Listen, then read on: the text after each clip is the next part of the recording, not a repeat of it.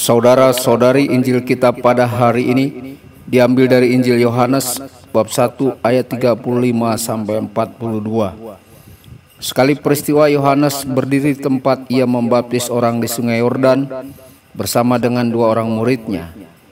Ketika melihat Yesus lewat, Yohanes berkata, "Lihatlah anak domba Allah." Mendengar apa yang dikatakan Yohanes, kedua murid itu pergi mengikuti Yesus.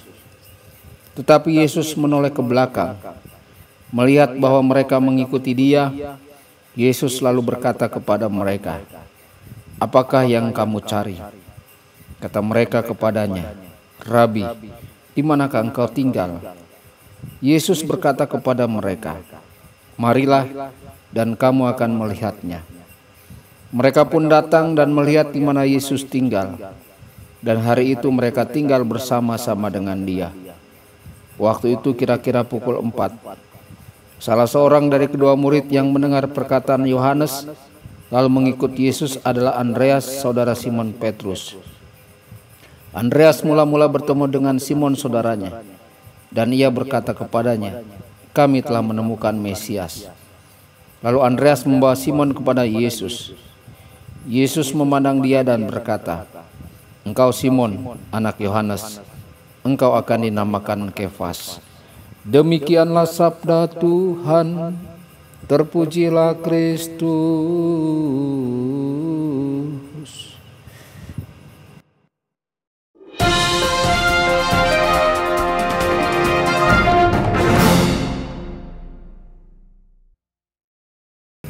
Saudara dan saudari terkasih dimanapun Anda berada, jumpa lagi dengan saya Romo Tedens dalam saluran Warta Kabar Sukacita.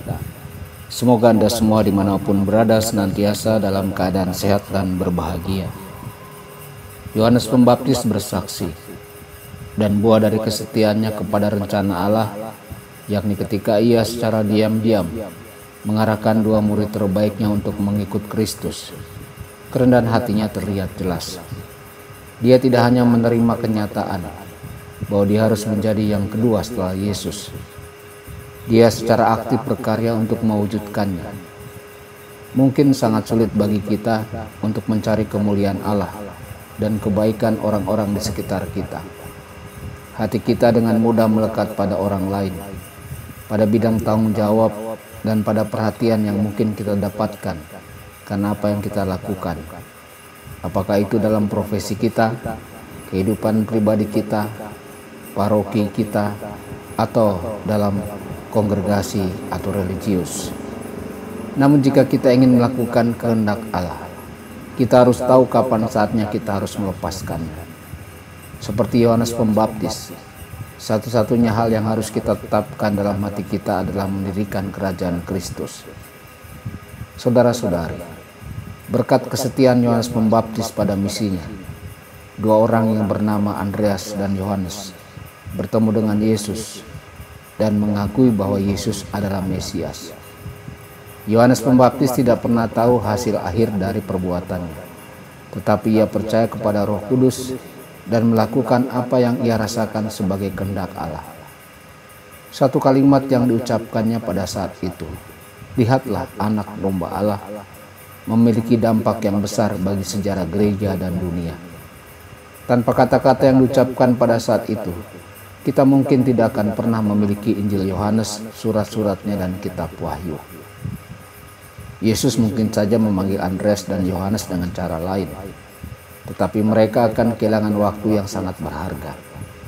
Kita tidak tahu berapa banyak yang bergantung pada kesetiaan kita pada rencana Allah dalam hidup kita.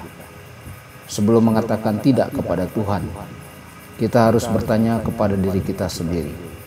Apakah kita bersedia menanggung konsekuensinya bagi diri kita sendiri dan orang lain?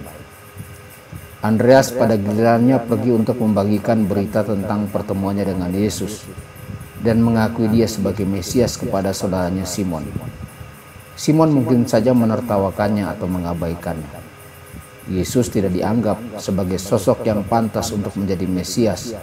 Dia adalah seorang anak tukang kayu dari sebuah kota kecil yang disebut oleh calon rasul lainnya Nathanael dengan cemoohan. Namun Andreas tahu bahwa ia telah menemukan harta karun. dan merasa perlu untuk membagikan penemuannya kepada keluarga dan teman-temannya. Berkat antusiasmenya, Simon yang di kemudian hari menjadi Santo Petrus bertemu dengan Yesus. Sisanya adalah sejarah. Kita harus bertanya pada diri kita sendiri, sudahkah kita menemukan Yesus dalam terang iman?